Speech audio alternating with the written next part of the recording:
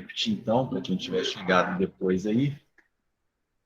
Nós daremos continuidade hoje ao estudo do Evangelho segundo o Espiritismo, lendo do seu capítulo 18, muitos os chamados, poucos os escolhidos, os itens 3 a 5, a porta estreita. Então, repetindo, capítulo 18, itens 3 a 5, a porta estreita. Então, começa com dois trechos retirados dos evangelhos de Mateus e Lucas, e depois um breve comentário aqui do Kardec explicando essa passagem. Em seguida, eu vou ler uma página desse livro aqui, O Evangelho por Emmanuel. Na verdade, esse livro é uma compilação. A página foi originalmente publicada no livro O Espírito da Verdade, da FEB, né? Um livro ditado pelo Emmanuel através da psicografia do Chico Xavier. Chama-se Muralha do Tempo. Muito interessante que eu abri o Evangelho e aí caiu uma página e eu achei que não sei, não entendi que era aquela que tinha que ser. Aí fiquei folheando o Evangelho, procurando um tema assim, aí cheguei na porta estreita e falei, poxa, esse tema é muito legal. Fiquei com vontade de estudar esse assunto hoje. Mas ele é bem curtinho aqui. Aí pensei, bom, eu vou procurar uma complementação, né, alguma ajuda para interpretar esse assunto. E eu sei que o Emmanuel comentou várias passagens do Evangelho. Então eu olhei aqui e vi que a porta estreita está no Mateus, Evangelho de Mateus, capítulo 7, versículos 13 e 14. Então, o primeiro volume dessa série, que é o maior de todos, essa é uma Bíblia de tão grande, é o do Evangelho de Mateus.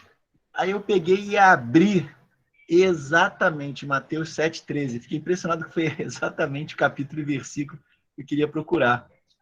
Aí, na verdade, tinham 3 páginas, mas eu abri na página que eu gostei mais, que chama-se Muralha do Tempo.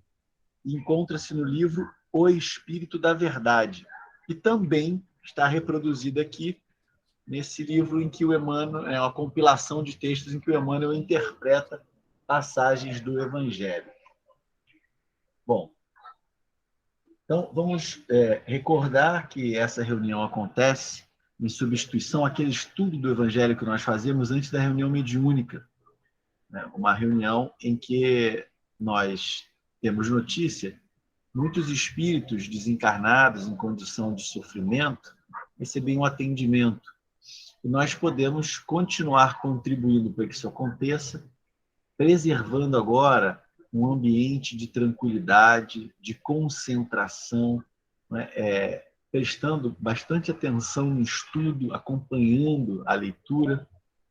Com isso, nós podemos fornecer fluidos que sejam úteis para o atendimento dos espíritos sofredores, dos espíritos necessitados. Bom, então, vamos ao estudo de hoje. Então, mais uma vez, capítulo 18 do Evangelho, itens 3 a 5, a porta estreita. Entrai pela porta estreita, porque larga é a porta da perdição e espaçoso o caminho que a ela conduz, e muitos são os que por ela entram. Quão pequena é a porta da vida, quão apertado o caminho que a ela conduz, e quão poucos a encontram. Mateus, capítulo 7, versículos 13 e 14. E ainda do Evangelho, tendo-lhe alguém feito esta pergunta, Senhor, serão poucos os que se salvam?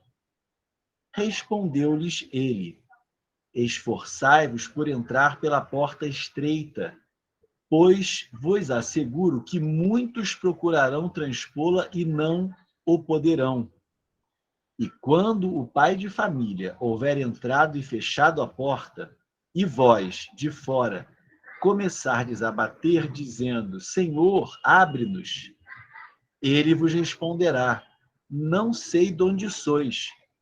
Por vos eis a dizer: Comemos e bebemos na tua presença e nos instruíste nas nossas praças públicas. Ele vos responderá: Não sei de onde sois. Afastai-vos de mim, todos vós que praticais a iniquidade. Então haverá prantos e ranger de dentes, quando virdes que Abraão, Isaque, Jacó e todos os profetas estão no reino de Deus, e que vós outros sois dele expelidos. Virão muitos do Oriente e do Ocidente, do setentrião e do meio-dia, que participarão do festim do reino de Deus. Então, os que forem últimos serão os primeiros, e os que forem primeiros serão os últimos. Está anotado no Evangelho de Lucas, capítulo 13, versículos 23 a 30. E vem, então, a explicação de Kardec. Larga é a porta da perdição, porque são numerosas as paixões más, e porque o maior número envereda pelo caminho do mal. É estreita a da salvação, porque a grandes esforços sobre si mesmo é obrigado o homem que a queira transpor, para vencer suas más tendências, coisa a que poucos se resignam. É o complemento da máxima: muitos são os chamados e poucos os escolhidos. Tal o estado da humanidade terrena, porque, sendo a terra mundo de expiação, nela predomina o mal.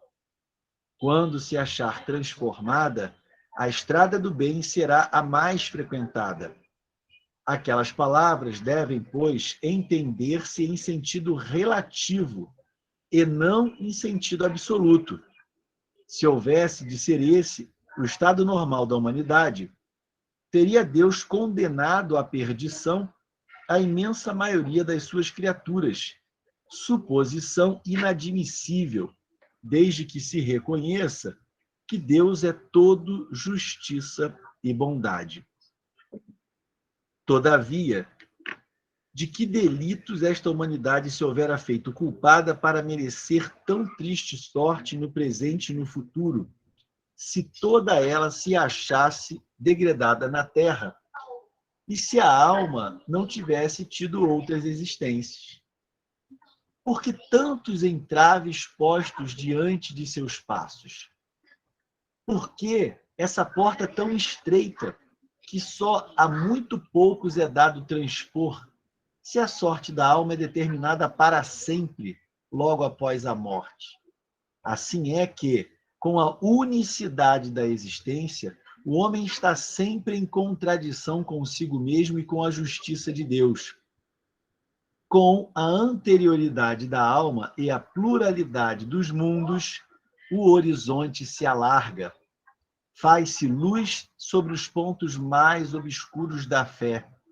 O presente e o futuro tornam-se solidários com o passado, e só então se pode compreender toda a profundeza, toda a verdade e toda a sabedoria das máximas do Cristo.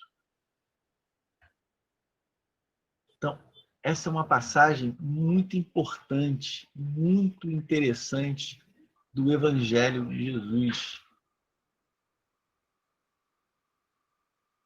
que fala-nos da porta estreita e cujo entendimento correto depende do que o Espiritismo nos veio relembrar e explicar. Então, começa com a passagem de Mateus. Entrai pela porta estreita, porque larga é a porta da perdição e espaçoso o caminho que ela conduz. E muitos são os que por ela entram. Quão pequena é a porta da vida, quão apertado o caminho que ela conduz e quão poucos a encontram. E a gente fica se perguntando, né? Puxa, por que será que a porta que leva para coisa boa, para a felicidade, é estreita? E a que leva para a perdição é larga, né? Pode ficar parecendo que Deus quis dificultar as coisas para a gente. Mas a gente pode avançar algumas reflexões em torno disso. Em primeiro lugar, essa questão da dimensão, ela é relativa, né? Então, se eu pedir para você imaginar um prédio, você diria que o prédio é grande ou é pequeno? Depende, né? Se você estiver comparando esse prédio com uma pessoa, com uma formiga, ele é enorme. Mas se comparar esse prédio com uma montanha, se comparar esse prédio com o nosso planeta, ele é minúsculo. Então, me parece que essa porta estreita, ela não é igualmente estreita para todo mundo. Quanto mais imperfeições, quanto mais tempo eu me dediquei a permanecer vicioso, né, atrelado ao mal, mais estreita se fará para mim essa porta. Já o espírito que desde o princípio opta por trilhar o caminho do bem, acredito que para esse espírito a porta não seja tão estreita assim. De certo modo, é como se as imperfeições que não fazem parte da nossa essência, né, os vícios, né, Deus não nos criou com sementes, não é, da inveja, do ciúme, da ira, do rancor, do egoísmo. Essas são características que nós adquirimos por fazermos escolhas equivocadas e que acabam se tornando uma espécie de bagagem extra, que acaba nos tornando muito largos para a porta. Ao passo que aquele que se abstém de se agarrar às imperfeições, ao mal, esse se preserva, digamos, isento dessa bagagem extra, de modo que, para ele, essa porta não vai ser tão estreita. Mas, ainda assim, independente dessa relatividade da dimensão da porta, há um outro motivo que me parece justo para que a porta seja, de algum modo, estreita. A porta estreita representa uma dificuldade. É muito mais fácil passar por uma porta larga do que por uma porta estreita. E nós sabemos que a felicidade ela é construída por nós no desenvolvimento das nossas virtudes. Ora, o que é que nós aprendemos, o que é que nós desenvolvemos na vida e que não exija esforço? Então, cada um pode pensar aí numa atividade que lhe seja mais cara. Então, eu vou citar o meu exemplo com uma atividade da qual eu gosto muito, que é a música, e para a qual eu não nasci com absolutamente nenhum talento. Mas eu tenho notado com muita felicidade o progresso que advém da dedicação, do exercício, do esforço. Então, tem algumas músicas que eu começo a tirar e, no início, quando eu toco, eu nem reconheço a música. Eu toco as notas e digo, nossa, mas nem parece a música que eu estou querendo tocar, mas eu continuo insistindo, porque eu tenho que acertar o tempo, o ritmo, a entonação, né, a maneira de tocar cada nota. E aí, com o tempo, com o treino, daqui a pouco, a música começa a tomar uma forma bacana, mas ainda difícil de tocar. E aí continua o exercício e daqui a pouco a música já está saindo automaticamente, já nem penso mais, os dedos já vão no lugar. Mas veja, isso não foi na ociosidade que se desenvolveu. Então, assim como isso, né, eu gostaria de aprender a cozinhar, né? Porque acho que se você não cozinhar, você é uma pessoa absolutamente dependente, né? Eu acho muito bacana a pessoa que sabe cozinhar. Mas todo mundo que aprendeu a cozinhar também teve que dedicar um esforço. E no início as coisas não saíam muito bem, aí tenta de novo, erra, faz, e presta atenção, e tem que lembrar das dicas, e tudo. Não tem nenhuma atividade na vida, não tem nenhuma atividade que nós consigamos desenvolver, na qual nós consigamos evoluir, que não exige esforço. Então, não poderia ser diferente com relação ao nosso desenvolvimento moral. O espírito não pode se desenvolver moralmente sem fazer esforço. Nesse sentido, eu entendo que a porta que conduz à felicidade, né, deva, de fato, ser mais estreita do que a porta larga da ociosidade, que não conduz ao desenvolvimento de nada bom. Então, se você pode ter um monte de plano, mas se você não coloca a mão na massa, se você não começa a trabalhar, né, se você não acorda cedo, se você não dedica tempo e energia, a coisa não acontece, vai ser plano para sempre. E na nossa vida também, né?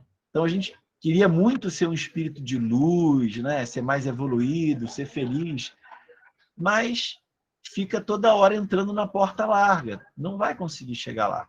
Então, a gente tem que se disciplinar, tem que fazer esforço, né? Então, o que acontece é que nós, em função do nosso passado, dedicado a tantas coisas ruins, passado no qual nós criamos tantos maus hábitos, por conta disso, hoje, essa porta que conduz à felicidade se nos apresenta mais estreita do que precisaria. Porque atravessar essa porta significa desaprender tudo que nós nos condicionamos de errado e adquirir novos hábitos. Hábitos opostos àqueles que nós criamos no passado, né? Então, durante muitas encarnações, nós treinamos nos vingar dos nossos inimigos, criar situações que lhes trouxessem embaraço, dificuldade, sofrimento. Passamos muitas vidas achando que era isso que a gente tinha que fazer, né? A gente tem que cuidar da família, dos amigos e se vingar dos inimigos, né? E destruir os inimigos. E aí a gente aprende que Jesus disse, não, olha, a gente tem que perdoar, a gente tem que amar os inimigos. Então, se eu não tivesse me dedicado tanto a desenvolver esse senso de vingança, né, de desforra, talvez não fosse tão difícil hoje perdoar e amar os inimigos, né? Mas quanto mais tempo eu passei me dedicando a me vingar dos meus inimigos, mais dificuldade eu vou ter hoje em amar e perdoar os inimigos. Que, aliás, a própria doutrina nos ensina a enxergar diferente, porque aqueles que nós chamamos de inimigos, adversários, em essência, são nossos irmãos em Deus. E a inimizade, ela não é essencial, ela é circunstancial e decorre da inferioridade em que nós ainda nos encontramos. Mas mesmo os inimigos mais ferrenhos aqui na Terra, um dia se amarão profundamente, espíritos de luz que seremos todos nós. Bom, então, eu vou pular essa passagem aqui do Evangelho de Lucas, porque o comentário do Kardec ele se refere mais à passagem de Mateus. E eu gostaria de me concentrar mais nessa parte e depois complementar com uma página do Emmanuel, que eu já citei antes. Então, comentando essa passagem, o Kardec nos explica o seguinte: larga é a porta da perdição porque são numerosas as paixões más e porque o maior número envereda pelo caminho do mal.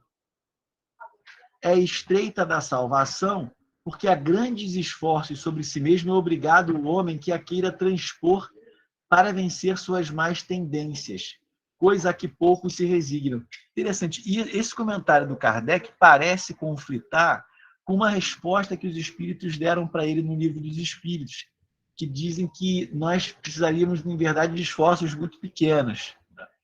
Mas, mais uma vez, eu entendo que o que os espíritos, me parece, dizem é que fazer o bem não deveria ser algo muito difícil. Deus não criou o bem como algo que seja essencialmente difícil de ser praticado. Mas quanto mais tempo, quanto mais encarnações eu passei dedicado a praticar o mal, mais difícil eu vou achar agora retomar o caminho do bem. Então, é exatamente a criação de tantos maus hábitos em mim é que me faz sentir dificuldade de aderir aos bons hábitos agora. Mas nós recebemos muitos recursos no sentido de realizarmos essa tarefa. Um deles é o sofrimento. Então, eu estava aqui lendo essa lição mais cedo, né, e aí me veio à mente um personagem de um dos livros do André Luiz, que muito me sensibiliza, cuja história nós já usamos diversas vezes, que é o Cláudio Nogueira, que era um espírito que estava muito desviado, né? Ele estava passando na porta muito larga da perdição, né? Estava fazendo muita coisa errada. Mas ele passa por uma situação de muito sofrimento, né? Assim, a ponto de se sentir alguém que não merecesse remissão, né? Que não tivesse mais jeito. E aquela situação de profundo sofrimento, uma situação que ele não precisaria passar. Ele fez escolhas muito ruins, muito equivocadas, que acabaram trazendo esse enorme sofrimento. Mas eu acredito que esse sofrimento tenha sido, de alguma forma, um estímulo para que ele repensasse as suas escolhas, para que ele refizesse os seus caminhos. Então, às vezes, quando as coisas estão muito confortáveis para nós, é muito fácil a gente estacionar. Veja, não deveria, a gente deveria pensar assim, puxa, eu quero realizar uma coisa. Se as circunstâncias forem propícias, é mais fácil realizar, né? Mas é exatamente o que a gente não faz. Nós queremos evoluir espiritualmente, mas quando está tudo fácil, quando a vida sorri demais para a gente, a nossa tendência é ficar marcando passo.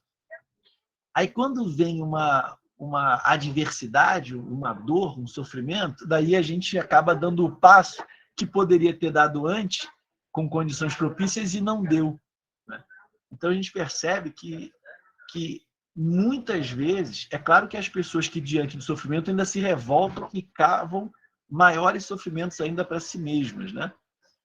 Mas nós percebemos que, para muitas pessoas, né, a situação adversa, a situação difícil, ela acaba facilitando a sua evolução.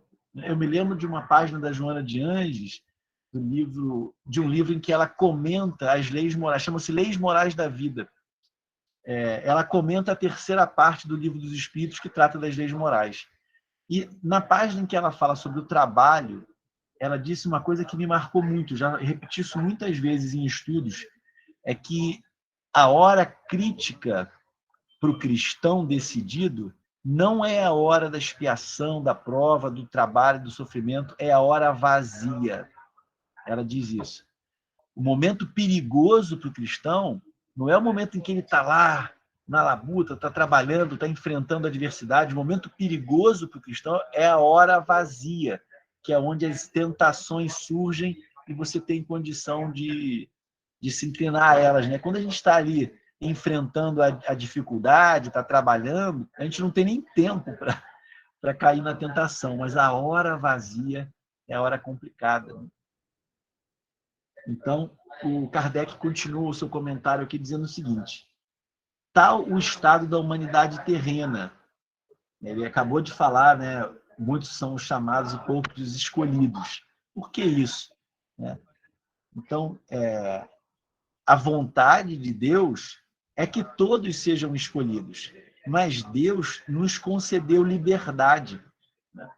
Então, na verdade, não é que Deus diga, olha, eu vou chamar aqui 100, mas no final eu só vou escolher 10. Não é isso. ele chama todo mundo. E o que acontece é que alguns vestem, digamos, a túnica nupcial, citando uma outra parábola, fazem o que é necessário, né? Harmonizam-se com as leis de Deus, atendendo o chamado do Pai, e são, portanto, escolhidos. E aqueles que, apesar de chamados, não atendem, não serão escolhidos, mas não porque Deus não queira a nossa felicidade, mas porque respeita a nossa liberdade. Então, na verdade, nós é que não estamos nos escolhendo. Então, Kardec diz tal o estado da humanidade terrena. Por quê? Sendo a Terra mundo de expiação, nela predomina o mal. Quando se achar transformada, a estrada do bem será a mais frequentada. Mas isso vai depender das escolhas nossas até um certo momento. Porque a gente sabe que, assim como os espíritos individualmente evoluem, os mundos também. E a Terra transitará para uma outra condição. Claro que essa transição é fruto de que os espíritos que aqui habitarão serão espíritos renovados. E aqueles que não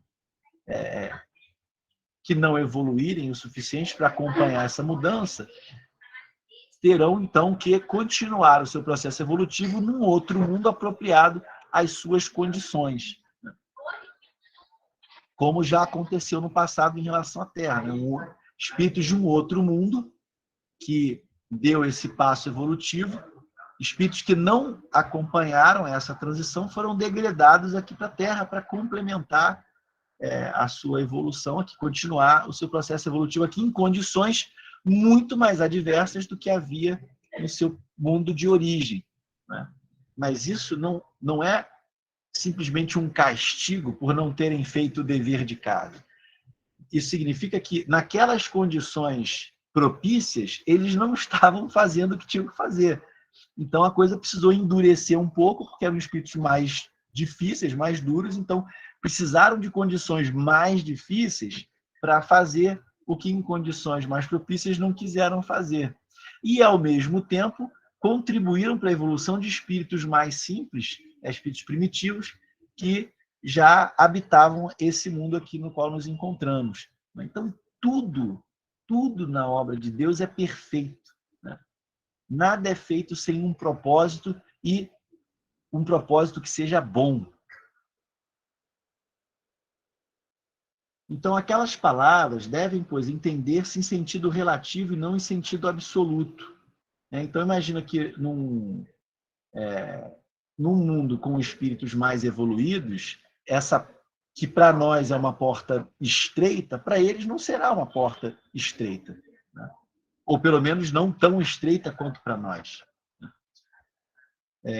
Se houvesse de ser esse o estado normal da humanidade, teria Deus condenado à perdição a imensa maioria das suas criaturas, suposição inadmissível desde que se reconheça que Deus é todo justiça e bondade. Então, por exemplo, a gente sabe de colégio que tem 3 turmas de primeiro ano, 2 de segundo e 1 de terceiro, porque o colégio foi planejado para ter essa estrutura piramidal. Ele vai eliminando os alunos que não conseguem acompanhar para ter resultado bom. Então, ele seleciona os melhores alunos e vai expulsando aqueles que não conseguem acompanhar. Se nós imaginarmos os mundos como escolas, nós podemos dizer que não é o caso das escolas criadas por Deus. Não tem essa estrutura. Nós não atendemos imediatamente o chamado de Deus, mas o faremos em algum momento. Então, a gente pode marcar passo, a gente pode até ser degradado para um outro mundo, mas a felicidade é o destino de todos nós. O inteligente a fazer é atender o chamado quanto antes. Quanto mais nós nos demoramos em nos harmonizarmos com as leis de Deus, mais tempo nós passamos sofrendo. Então, é bom que nós criemos as condições em nós para atravessarmos logo essa porta estreita. Então, ele diz, todavia, de que delitos esta humanidade se houvera feito culpada para merecer tão triste sorte, no presente e no futuro, se toda ela se achasse degradada na terra, e se a alma não tivesse tido outras existências. Então, Kardec vai agora avaliar essa doutrina aqui, esse ensinamento da porta estreita, avaliar a partir da ideia da unicidade da existência e mostrar como seria um absurdo, né? Então, por que tantos entraves postos diante de seus passos? Porque essa porta tão estreita que só a muito poucos é dado transpor, se a sorte da alma é determinada para sempre logo após a morte. Então, eu entendo que a porta parece estreita para mim, porque essa não é a minha primeira existência e eu fiz muitas escolhas equivocadas no passado e criei muitos maus hábitos. E por isso sinto dificuldades agora em me modificar. Mas se essa fosse a minha primeira encarnação, por que a porta tinha que ser tão difícil de passar? E por outro lado, com uma vida só, reconhecendo que a maioria entra pela porta larga, significaria dizer que Deus, mesmo sendo onisciente, mesmo sendo onipotente, mesmo sendo infinitamente justo e bom, criaria a maioria das almas para sofrerem. Porque, pelo que está dito aqui, a maior parte escolhe a porta larga, que leva à perdição. Então, se nós só tivéssemos uma vida e após ela inferno ou paraíso, isso significa dizer que a minoria dos espíritos criados por Deus iria para o paraíso e a maioria para o inferno, o que é absolutamente incoerente com a ideia de um Deus bom e justo. Então, assim é que, com a unicidade da existência, o homem está sempre em contradição consigo mesmo e com a justiça de Deus. Com a anterioridade da alma e a pluralidade dos mundos, o horizonte se alarga. Faz-se luz sobre os pontos mais obscuros da fé. O presente e o futuro tornam-se solidários com o passado. E só então se pode compreender toda a profundeza, toda a verdade e toda a sabedoria das máximas do Cristo. Então, essa passagem da porta estreita, nós só conseguimos uma compreensão clara, correta, do que o Cristo nos quis ensinar, quando nós consideramos a reencarnação, a pluralidade das existências, quando nós consideramos o fato de que as condições que nós encontramos hoje guardam relação com as escolhas que nós fizemos no passado. Do mesmo modo, as escolhas que nós estamos fazendo hoje determinarão as condições que nós encontraremos no futuro. E sobre isso, o Emmanuel faz interessantes considerações nessa página chamada Muralha do Tempo, que se encontra no livro O Espírito de Verdade. É um livro ditado pelo Emmanuel, através da psicografia do Chico Xavier e editado pela Federação Espírita Brasileira. Mas eu não vou ler ela nesse livro Espírito de Verdade, eu vou ler ela nesse livro aqui, que é O Evangelho por Emmanuel, que é um livro, é uma compilação de textos publicados em outros livros, né? Então, chama-se Muralha do Tempo, e é um comentário que o Emmanuel faz sobre essa passagem, que é o nosso tema de estudo de hoje, que eu vou repetir aqui. Entrai pela porta estreita, porque larga é a porta e espaçoso o caminho que conduz à destruição, e muitos são os que entram por ela. Então, o Emmanuel faz as seguintes elucidações. Em nos referindo à semelhante afirmativa do mestre, não nos esqueçamos de que toda porta constitui passagem incrustada em qualquer construção a separar dois lugares, facultando livre curso entre eles. Porta, desse modo, é peça arquitetônica encontradiça em paredes, muralhas e veículos, permitindo em todos os casos franco passadouro. E as portas referidas por Jesus, a que estrutura se entrosam? Sem dúvida, a porta estreita e a porta larga pertencem à muralha do tempo, situada à frente de todos nós. A porta estreita revela o acerto espiritual que nos permite marchar na senda evolutiva com o justo aproveitamento das horas, ou seja, é aquele aluno, fazendo a comparação com a escola, é aquele aluno disciplinado, dedicado, que presta atenção nas aulas, toma nota do que o professor diz, o quadro faz as tarefas que são propostas em sala e em casa, e que depois adquire um bom conhecimento e vai fruir das suas merecidas férias, enquanto que outros que não aproveitaram bem o tempo terão que refazer esse estudo ou num período de recuperação, enquanto outros estão de férias, ou no ano seguinte, repetindo todo o ano de estudo, né? O que, mais uma vez, não é um castigo, é uma perda de tempo, mas não é um castigo, é uma oportunidade de fazer o que não fez antes, né? Então, achei muito interessante o Emmanuel fazer esse esclarecimento, né? Essa porta está incrustada onde? Essa porta que o Cristo se refere. E ele diz, na muralha do tempo, situada à frente de todos nós. A porta estreita revela o acerto espiritual que nos permite marchar na senda evolutiva com o justo aproveitamento das horas. Então, essa porta estreita, vamos pensar novamente na analogia da escola. O que é mais difícil? Ser bom aluno ou ser aluno relapso?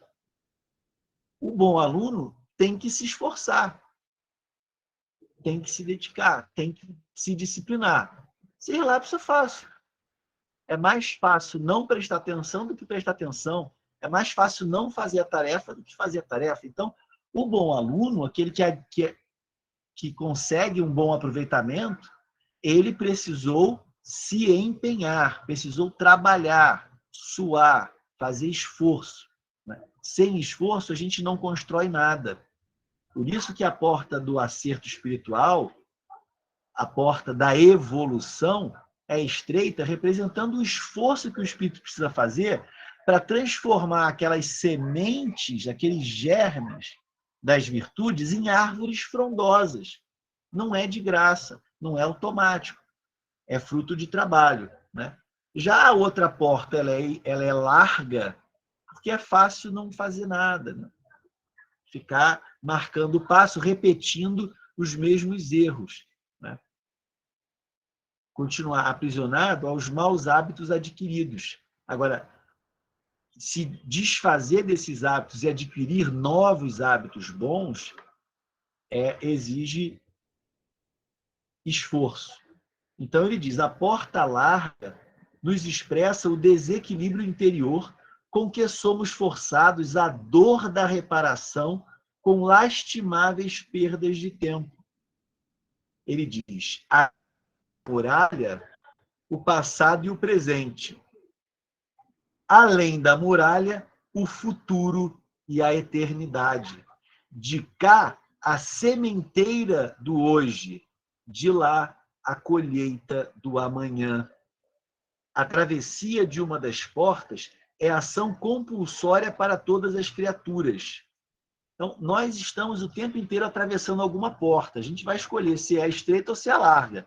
Mas não tem como não passar por ela, porque o tempo não para. Então, se essa porta está na muralha do tempo e o tempo está passando, nós estamos atravessando portas. A questão é, que portas nós estamos escolhendo? Então, o Emmanuel diz, a travessia de uma das portas é ação compulsória para todas as criaturas. Porta larga, entrada na ilusão. Saída pelo reajuste. Porta estreita, saída do erro. Entrada na renovação. O momento atual é de escolha da porta, estreita ou larga. Os minutos apresentam valores particulares, conforme atravessemos a muralha pela porta do serviço e da dificuldade, ou através da porta dos caprichos enganadores. É por isso que todos aqueles espíritos que se comprometeram com a tarefa do Cristo e nasceram, homens e mulheres, para fazer progredir a humanidade, tiveram vidas duras, difíceis, e deram exemplos de muito trabalho, de muita dedicação. Pensa em qualquer missionário de todas as épocas, de todos os lugares, homens e mulheres que deixaram um exemplo de luz na vida que viveram aqui na Terra. Nenhum deles teve vida fácil e nem ociosa. Foram espíritos que enfrentaram, pensa no Chico. O Chico trabalhou demais e a vida dele foi bem difícil. Você poderia imaginar o Chico nascendo numa família com condições financeiras melhores, não ficando órfão, não tendo que passar aquele tempo lá com a madrinha, né? Não tendo que usar todo o dinheirinho do salário só para comprar remédio para ele, para o pai, e tendo que comprar comida fiado lá e trabalhando lá na fazenda modelo durante tanto tempo.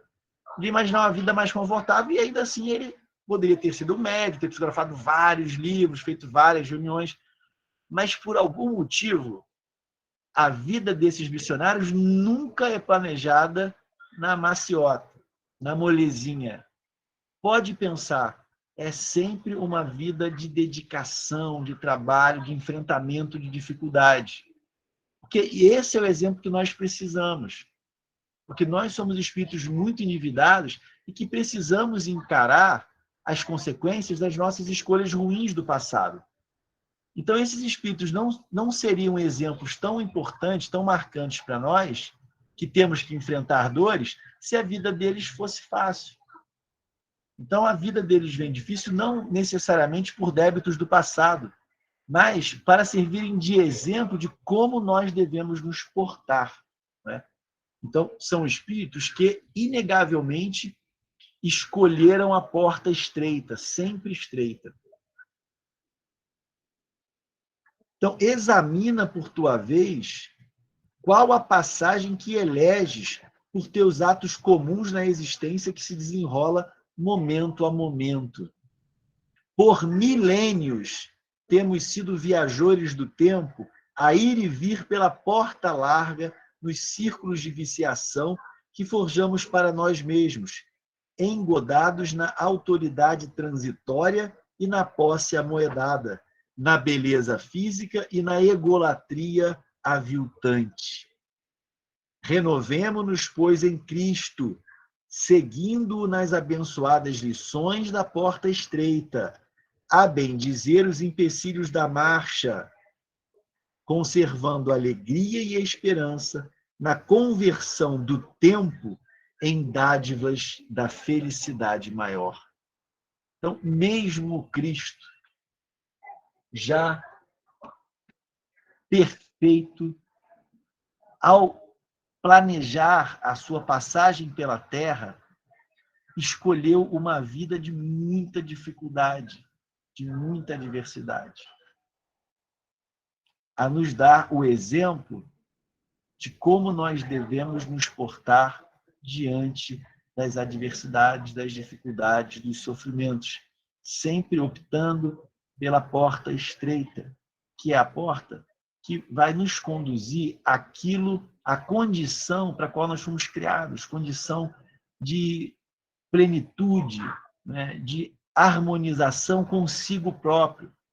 Então, nós, entrando pela porta larga, estamos constantemente nos violentando, agindo em desacordo com a nossa natureza e, dessa maneira, nos angustiamos, sofremos, nos sentimos incompletos, vazios, infelizes. Ao passo que a opção pela porta estreita dá trabalho, exige esforço, mas compensa. Do mesmo modo que qualquer atividade que você aprendeu, assim como eu exulto depois de dias, semanas, meses praticando uma música, consigo executá-la, e aí todo aquele tempo dedicado, todo aquele esforço, toda aquela energia despendida é recompensada, né? Então, quando você conquistou o seu diploma, um curso, quando você adquiriu alguma habilidade de realizar algo que antes não sabia, não conseguia, isso foi fruto de uma dedicação.